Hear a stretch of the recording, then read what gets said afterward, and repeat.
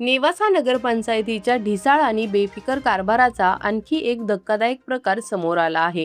काल आम्ही प्रसारित केलेल्या व्हिडिओमध्ये आपण पाहिलं की कत्तलखान्यातून निर्माण होणारं सांडपाणी थेट प्रवरा नदीमध्ये सोडलं जात आहे। ही बाब अत्यंत गंभीर असून यामुळे स्थानिक नागरिकांच्या आरोग्यावर मोठा धोका निर्माण झाला आहे। या संदर्भात यापूर्वीही अनेकदा तक्रारी करण्यात आल्या होत्या। त्यानंतर नगरपंचायतीने शहरातील विविध ठिकाणी गोकर्णेश्वर घाट, काशी विश्वेश्वर घाट आणि मुंबादेवी मंदिर परिसरात सांडपाणी प्रक्रिया प्रकल्प म्हणजेच STP उभारले। यासाठी 2022-23 दरम्यान लाखो रुपयांचा निधी खर्च करण्यात आला होता। मात्र आश्चर्याची बाब म्हणजे हे प्रकल्प उभारल्यानंतरही सांडपाण्याच्या लाईन्स जोडण्याची तसदी नगरपंचायतीने घेतलेली नाही। परिणामी हे प्रकल्प आजही निष्क्रिय अवस्थेतच आहेत।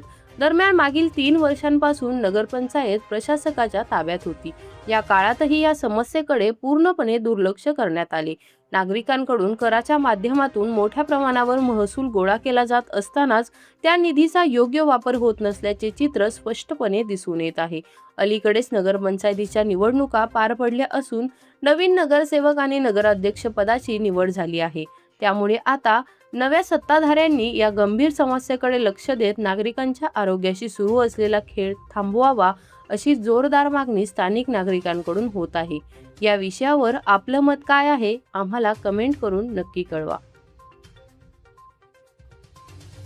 आम्ही ज्याप्रमाणे वारंवार त्यांना नगरपंचायतला निवेदन दिले होते तर त्या निवेदनावरून त्यांनी छोटीशी कारवाई अशी केली तर त्यांनी एक छोटस 10-10 फुटाचे 3 खड्डे बनवले। त्या ठिकाणी असे दगड रचलेले दगडानंतर ते फक्त जाळी मारली आणि 1, 2, 3 जाळी हे फिल्टर प्लांट त्यांनी बसवले, जेणेकरून नेवाशातलं पाणी त्या याच्यात येईल आणि याच्यातून फिल्टर होऊन नदीमध्ये जाईल। तर ते नगरपंचायतनी ही टेक्निक कुठून आणलेली हे आपल्याला माहित नाही।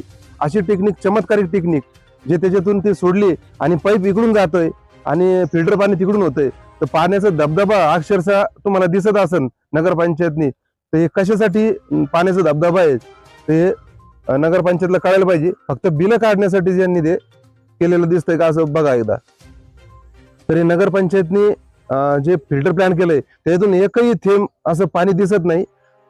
तिकडे मोकळं आणि इकडून पाण्याची पाईपलाईन आहे।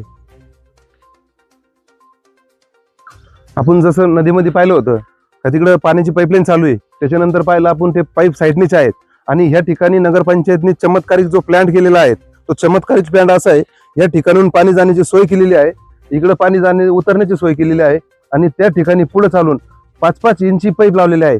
म्हणजे इकडे पाईपलाईन आहे ती समजा एक 6 फुटाची पाईपलाईन आहे आणि इथं 1 फुटाची लावली आणि पुढे 5-5 इंची पाईपलाईन लावलेली आहे। अशी चमत्कारिक नगरपंचायतची हे वॉटर फिल्टर प्लांट आहे। अशाच नवनवीन व्हिडिओजच्या अपडेटसाठी आम्ही नेवास्कर न्यूजला सबस्क्राईब करून बेल आयकॉन दाबायला विसरू नका।